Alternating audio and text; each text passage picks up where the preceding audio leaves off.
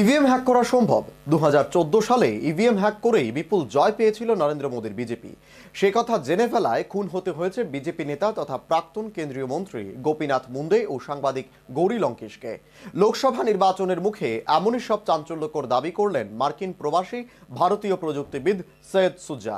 সোমবার ভিডিও কনফারেন্সিংয়ে এক সাংবাদিক বৈঠক করেন তিনি। সেখানেই ইভিএম হ্যাক করার কৌশল হাতে কলমে দেখান তিনি। ইভিএম হ্যাক করা সম্ভব।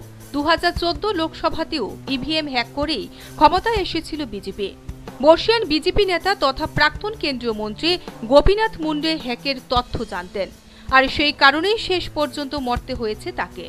লোকসভা নির্বাচনের মুখে এমনই সব চাঞ্চল্যকর দাবি করলেন মার্কিন প্রবাসী ভারতীয় প্রযুক্তিবিদ সৈয়দ সুজা। সোমবার ভিডিও কনফারেন্সিংয়ে এক সাংবাদিক বৈঠক করেন তিনি। সেখানেই ইভিএম হ্যাক করার কৌশল হাতে কলমে দেখান তিনি। সুজার দাবি, ইভিএম এর নির্মাতা সংস্থা ইলেকট্রনিক্স কর্পোরেশন অফ ইন্ডিয়ায় কাজ করেছেন তিনি, ফলে ইভিএম হ্যাক করার কৌশল তার জানা। সুজার দাবি, ইভিএম হ্যাক হওয়ায় 2014 এর নির্বাচনে 201টি আসনে হার হয়েছিল কংগ্রেসের। এদিনে সাংবাদিক বৈঠকে মুখে কাপড় বেঁধে হাজির হন তথাকথিত ওই তথ্য প্রযুক্তি বিশেষজ্ঞ। ওই সাংবাদিক বৈঠকে হাজির ছিলেন কংগ্রেস নেতা কপিল সিবালু।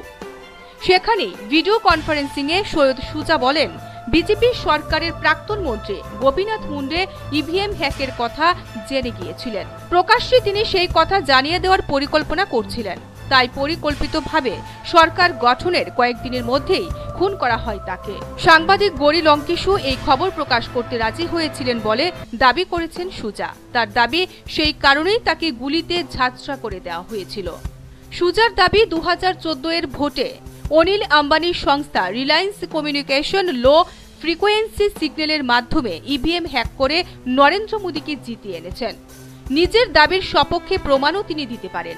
শুধু বিজেপি নয়, ইভিএম হ্যাক করা যায় এটা প্রমাণ করার জন্য আম আদমি পার্টি, সমাজবাদী পার্টি এবং বহুজন সমাজ পার্টিও তার সঙ্গে যোগাযোগ করেছে।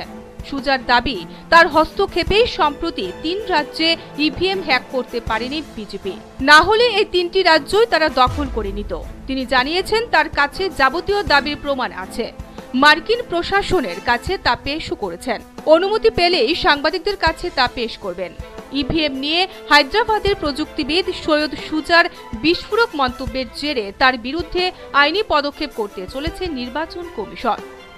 ইকোনমিক্স টাইমসের প্রতিবেদন অনুযায়ী লন্ডনে সুজারের সাংবাদিক বৈঠকের কয়েক ঘন্টার পরই তার বিরুদ্ধে আইনি পদক্ষেপ করার চিন্তা ভাবনা শুরু করে দিয়েছে নির্বাচন কমিশন। জানা যাচ্ছে, ভারতীয় দণ্ডবিধির 505(1) ধারায় এফআইআর এর আবেদন জানাবে নির্বাচন কমিশন। নির্বাচন কমিশন সুজার অভিযোগ অস্বীকার করে বিবৃতি দিয়ে জানিয়েছে, ইভিএম দক্ষতার সঙ্গে পরীক্ষা নিরীক্ষা করে গত নির্বাচনের ব্যবহার করা হয়। নির্বাচন কমিশনের দাবি, ইভিএম প্রস্তুত করে কেন্দ্রীয় সংস্থা ভারত ইলেকট্রনিক্স লিমিটেড এবং ইসিআইএল। কড়া নিরাপত্তা ও প্রযুক্তিগত ত্রুটি পরীক্ষা করেই ইভিএম ব্যবহার করা হয়। প্রত্যেকটি ক্ষেত্রে দক্ষ ইঞ্জিনিয়ারদের পরিদর্শনে নজরদারি চালানো হয়। Bureau report, news vanguard.